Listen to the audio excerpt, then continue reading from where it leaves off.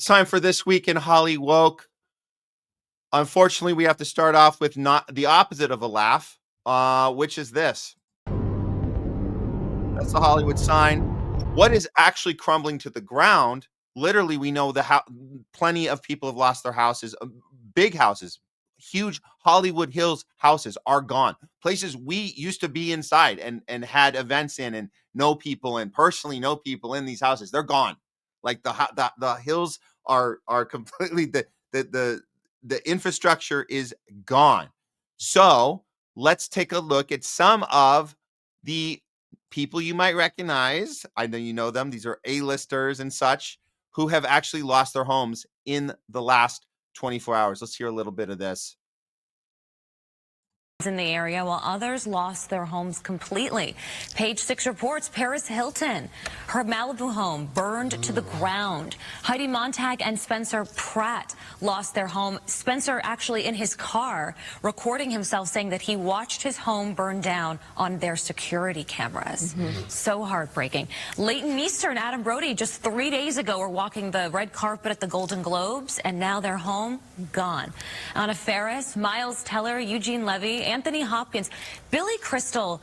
I want to note, Billy Crystal and his wife Janice Crystal lived in Pacific Palisades in the same home since 1979. Yeah. Almost 5 decades in that home. Decades of memories. Decades of memory. All right. Yeah, look at these people's faces. I'm pretty sure 90% of these people, absolutely 90% at least, minimally, voted for Kamala.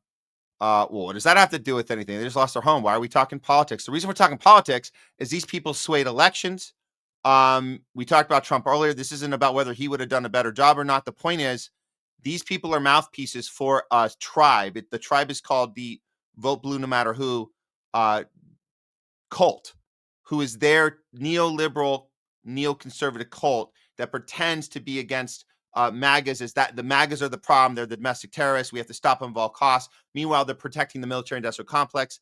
People like Mark Hamill is on this list. He lost everything. This is Luke Skywalker himself, who at one point in Star Wars was battling the Empire. Now is representing the Empire. We've been covering Mark Hamill on this. It's absolutely insane that these people, Jamie Lee Curtis as well. Also, we know about Tom Hanks. Ben Affleck, maybe once in a while he'll get something right, but at the end of the day, we're pretty sure he voted for Kamala as well. There's one person not on this list they have not focused on here. Well, we're going to give him a chance because he went on CNN to cry a little bit. I'm only going to focus on him because we got a bone to pick. Is that the expression? We got a bone to pick with this guy. None other than James Woods. Let's see James Woods. I think he's kind of tongue-tied at this point, and the interviewer on CNN is going to have to do the talking for him, but you can see he's completely in tears. Let's watch this. Or not. Strength is what you are doing now and helping your neighbors and shining a light on the great, amazing work of all those firefighters and emergency crews out there. You have so much strength, and we appreciate you coming on to reflect what so many others just like you are experiencing in that raw emotion right now. We wish you the best, you and your wife, as you rebuild your lives. So many people are doing that right now and trying to process. Yeah, he's trying to rebuild his life. He's trying to process losing everything. That look on his face, though, I have to say this, and the reason I'm pointing him out amongst the others is because this isn't just about being on the Vote Blue No Matter Who tribe. This is obviously a Trumper, not. I mean, if you guys don't know, he's somebody who didn't vote for Kamala. But what James Woods is protecting is something even larger, which is it's all connected, man. It's all connected. He's protecting the interest of Israel. Which is, again, you could actually check either box, red or blue. It doesn't matter. As long as you're doing the bidding of the CIA, military-industrial complex, Mossad, all that shit, then you're willing to put stuff out on Twitter. You're willing to say, let's kill them all when it comes to Palestine. But when you lose your own home, you're having a human moment. Now you're boo-hoo-hooing. Right, James Woods. Now it's okay. And I know this is a fuzzy clip. It just the resolution didn't come off good off Twitter. But you guys can see his body language right now in that freeze frame. You're looking at it right now. Look at what I'm looking at.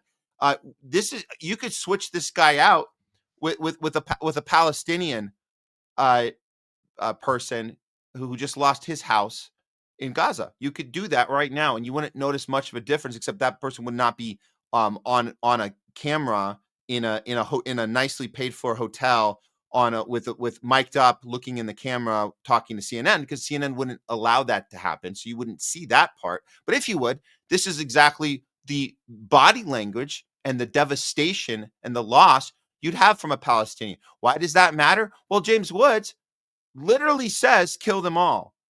When it comes to Palestine, if you don't believe me, check it out. Bomb the savages who did this back to the Stone Age. There are no gray areas. Kill them all. And then this obviously was important to put. James Woods is also the executive producer of Oppenheimer, which is, we say, does do a little anti-war, but at the same time does continue to propagate military industrial complex at the same time, which is it's very interesting that Christopher Nolan was able to do that with his film. But we're not going to go down the Oppenheimer path right now. But the point is, this is a person who, again, protects something that, whether he believes it wholeheartedly or not, we kind of think he does. Kind of like a Michael Rappaport, who honestly thinks, Israel is the chosen one. We have to protect them at all costs. And then goes to the extent to say, kill them all. Kill them all when it comes to innocent civilians. Bomb the crap out of them. Destroy their houses. So it looks like your house right now, James Woods. That's what your house looks like right now. And then we're supposed to believe that this is a different team than the HOLLYWOKE team, which is Kamala or bust. Trump is, the next Hitler. So this theater that they're playing on these two sides is insane. The point is, ultimately, people of the elite, they are used, especially in Hollywood, they are used to do the bidding of the donor class and what they represent. So James Woods, in this case, is no different than any of these other celebrities we mentioned that have all lost their houses. And we're not sitting here saying they should have lost their houses. We're saying this is what happens when you're a puppet as well. You're being used. They didn't want this to happen. They're getting used, so they're getting their millions and millions of dollars, but somebody's writing their check, and so now they have to deal with the suffering just like the rest of us.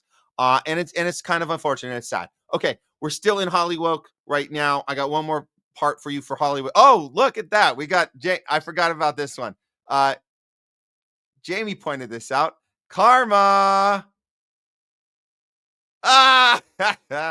Yeah, that's for you, James Woods. That's the ball on the back of the head. That's what karma looks like.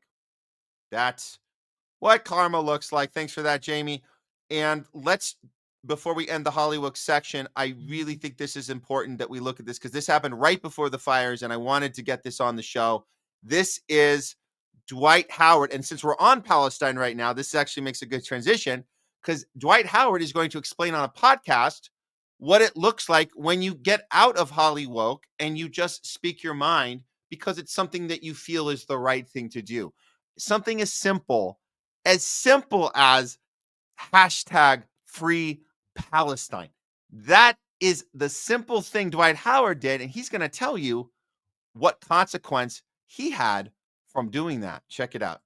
Tweet free Palestine. Less than 10 minutes after I tweet that, I get a call from the commissioner of the NBA. Stop it. Agents, people like working with my foundation at the time, Texas, you gotta erase this tweet. You gotta take this down. You're gonna get it. I'm like, what did I do that was so bad? Can somebody explain to me? Yeah, can somebody explain? And it was just like, because I went against the grain. I said something that people didn't like, and now not people didn't like, they didn't like. So now it's like I gotta stand on what I believe and how I feel and not go back on it. Yeah. And when you're in the league, you be in that place where if I say too much, if I say something, I may not get a job no more. That's that 70% of people that's out the league that got you. I gotta hold my tongue. Oh, man. Dwight Howard has some courage, man. Now, obviously, he's not going to be doing that if he was on the Lakers at the time when he won a championship during the bubble. If you guys remember the bubble, I don't know you sports fans out there, but he was part of that, the LeBron team, where you have to stay in line. You have to put the hashtag vote on the back of your jersey. You had a choice. That's what. So the commissioner Adam Silver, you had a choice in 2020 whether you wanted to do hashtag vote or hashtag what was it? Something like, what was it? Black Lives Matter. Hashtag BLM, hashtag vote, which was, again, you're being told what to do because you're on TV, you're getting paid a lot of money, and we want to see that hashtag, which is doing the bidding of the donor class, the prison industrial complex, which is Joe Biden. And when you say hashtag vote, you're saying vote for Biden. That's what Dwight Howard participated in while he was forced to get jabbed and be in the Orlando bubble and win a championship with LeBron. Fast forward 4.5 years, Dwight is no longer on the Lakers, no longer getting championship rings. He's tweeting things out that he think he can tweet out.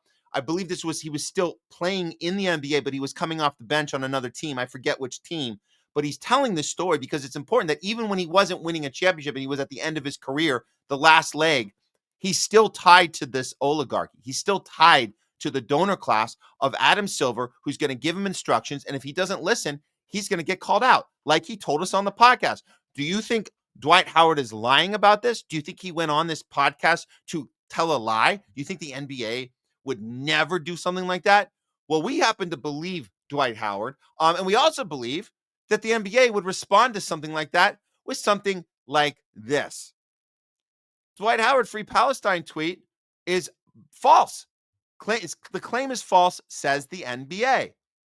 Dwight Howard isn't telling the truth, at least according to the NBA. The 8-time NBA All-Star recently said he was told to delete a 2014 tweet supporting Palestine after he was called by League Commissioner Adam Silver. Okay, so the tweet was in 2014. Actually, I got to give him a little more credit. I didn't know that.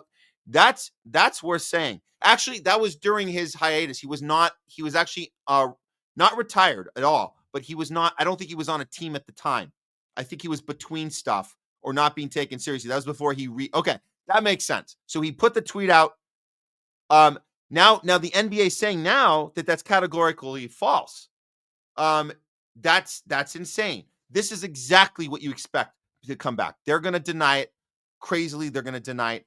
But Dwight Howard reminds us what happens when celebrities get out of line. This is what happens. You have to stay in line. People like Mark Ruffalo, who we've championed when he's been for Free Palestine, and at the last minute he's instructed to go on Twitter. He's instructed to get in these commercials and tell you, vote for Kamala, but later we'll take care of Palestine. But right now we got to take care of Trump. So these celebrities are instructed what to do. They're very good at it. But I like these moments like Dwight Howard, where he's off the script, and he's telling us what's really happening. So we appreciate that from Dwight Howard. We do feel bad. Our condolences are to anybody who's lost their home, even if you're a multimillionaire. We think that sucks for you. But California is suffering. And I hope enough people are waking up now to understand that we are living in the capital of the theater capital of the world is California. And the curtains are falling down. They're not just being opened. The curtains and the theater itself are falling to the ground. That is this week in HOLLYWOKE.